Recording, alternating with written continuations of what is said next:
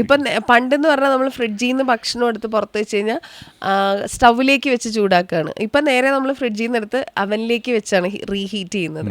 ഈ reheating food in the അവൻ causes cancer എന്ന് കഴിഞ്ഞ ദിവസം കണ്ടായിരുന്നു. അവനിൽ ചെയ്യുന്നതാണ്, മൈക്രോവേവ് അവനിൽ ചെയ്യുന്നതാണ് ഏറ്റവും ഹെൽത്തിയസ്റ്റ് ആയിട്ടുള്ള റീഹീറ്റിംഗ് മെത്തേഡ്. ആണോ? ആ, അതൊരു രീതിയിലും നമുക്ക് യാതൊരുവിധ ആരോഗ്യ പ്രശ്നങ്ങളും ഉണ്ടാക്കുന്നില്ല. മൈക്രോവേവിങ് ഞാൻ നേരത്തെ പറഞ്ഞതുപോലെ റേഡിയോ വേവ് കഴിഞ്ഞ് വരുന്ന ഇലക്ട്രോമാഗ്നറ്റിക് സ്പെക്ട്രത്തിൽ വരുന്ന ഒരു വേവാണ് ഈ മൈക്രോവേവ് എന്ന് പറഞ്ഞത്. അത് നമുക്ക് കമ്മ്യൂണിക്കേഷന് വേണ്ടി നമ്മൾ ഉപയോഗിക്കുന്നതാണ്. നമ്മുടെ ചുറ്റും ഇഷ്ടംപോലെ മൈക്രോവേവ് എപ്പോഴും ഉണ്ട്. അത് നമ്മളിനി അതിനെ നമ്മൾ ഒരു പ്രത്യേക രീതിയിൽ ഒരു പ്രത്യേക ഏരിയയിലേക്ക് വിട്ട് അവിടുത്തെ മോളിക്യൂൾസിനെ വൈബ്രേറ്റ് ചെയ്യിപ്പിച്ച് ചൂടുണ്ടാക്കിയാണ് ഇത് കുക്ക് ചെയ്യുന്നത്. അത് യാതൊരുവിധ ആരോഗ്യ പ്രശ്നങ്ങളും ഉണ്ടാക്കുന്നില്ല. One of the safest cooking മെത്തേഡാണ്. അതിൻ്റെ അകത്ത് നമ്മൾ കൊണ്ടുപോയി കൈവെക്കുകയൊക്കെ ചെയ്യരുത്. അത് നമ്മൾ നടക്കത്തില്ല. കാരണം അത് അടച്ചു വെച്ചിട്ടല്ലേ നമുക്ക് കുക്ക് ചെയ്യാൻ വാം ചെയ്യാനോ അല്ലെങ്കിൽ കുക്ക് ചെയ്യാനോ ഒക്കെ പറ്റുള്ളൂ. അതുകൊണ്ട് microwaving is one of the healthiest way of cooking. Okay. അപ്പം ഈ മൈക്രോവേവിൽ ഉപയോഗിക്കുന്ന പ്ലാസ്റ്റിക്കും അതിനൊരു റീസൺ എന്ന് പറയാറുണ്ട്. അതായത് മൈക്രോവേവിൽ യൂസ് ചെയ്യാൻ പറ്റുന്ന പ്ലാസ്റ്റിക് എന്ന് പറഞ്ഞാൽ നമുക്ക് പ്ലാസ്റ്റിക്കുകൾ കിട്ടുമല്ലോ. Is that safe? അല്ലെങ്കിൽ അത് ഭയങ്കര ഹൈ ടെമ്പറേച്ചറിലല്ലേ അത് നമ്മൾ വെക്കുന്നത്? അത് മൈക്രോവേവൽ പ്ലാസ്റ്റിക് ആണെങ്കിൽ കുഴപ്പമില്ല. കാരണം അത് ഉരുകാത്ത അല്ലെങ്കിൽ ആ മൈക്രോവേവ് വരുന്നത് വഴിയിൽ അതിന് മോളിക്കുലർ അബ്നോർമാലിറ്റി ഉണ്ടാവാത്ത പ്ലാസ്റ്റിക് ആണെങ്കിൽ കുഴപ്പമില്ല.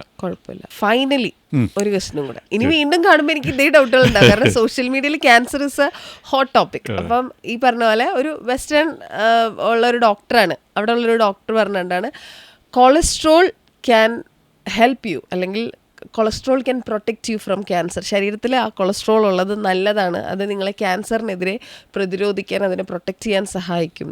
അതും തെറ്റാണ്. അങ്ങനെ ഒരു സംഭവം അതൊരിക്കലും ശരിയാവത്തില്ല.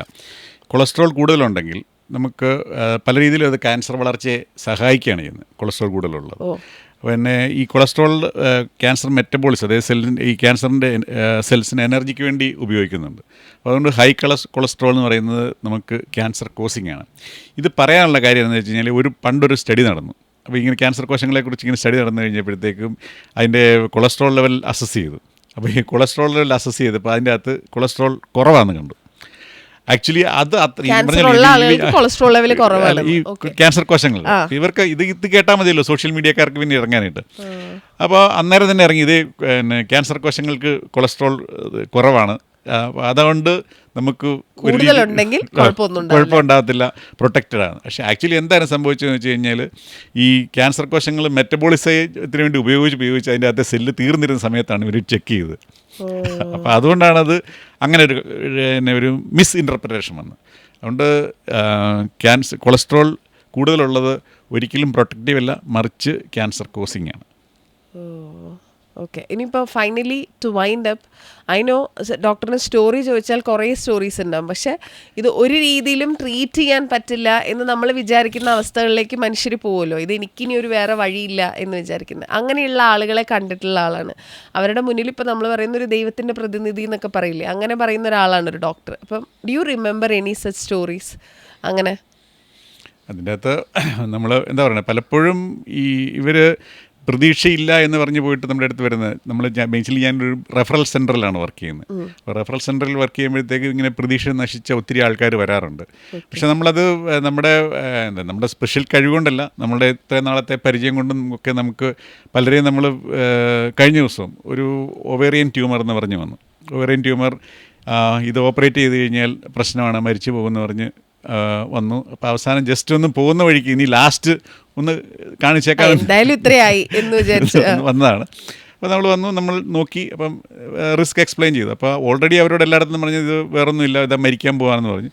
അപ്പോൾ അവർ പറഞ്ഞു എന്നാൽ ശരി, ഡോക്ടർക്ക് ഒരു 50% ചാൻസ് ഉണ്ടെങ്കിൽ നമുക്ക് നോക്കാമെന്ന് പറഞ്ഞു. ഞാൻ പറഞ്ഞു അങ്ങനെ ഒരാളോട് എനിക്ക് ചാൻസ് പറയാൻ പറ്റത്തില്ല, നമുക്ക് കൃത്യമായ പ്രൊസീജിയർ ചെയ്യാം എന്നുള്ളതേ പറയാൻ പറ്റുള്ളൂ. അപ്പോൾ അവർ റിസ്ക് എടുത്തു, അത് സർജറി ചെയ്തു. ഒരു 25 kg ട്യൂമറായിരുന്നു, ഒവേറിയൻ ട്യൂമറായിരുന്നു. അത് റിമൂവ് ചെയ്തു.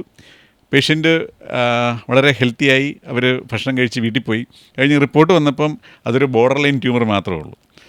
അപ്പോൾ അതുകൊണ്ട് നമ്മൾ ഒരിക്കലും ഒരു ചികിത്സയെ ഒരു അവസാനം വരെ നമ്മൾ നോക്കണം. നമുക്ക് ചെയ്യാൻ പറ്റുന്നതാണെങ്കിൽ ചെയ്യണം, നമ്മൾ കൺസൾട്ടേഷൻസ് എടുക്കണം.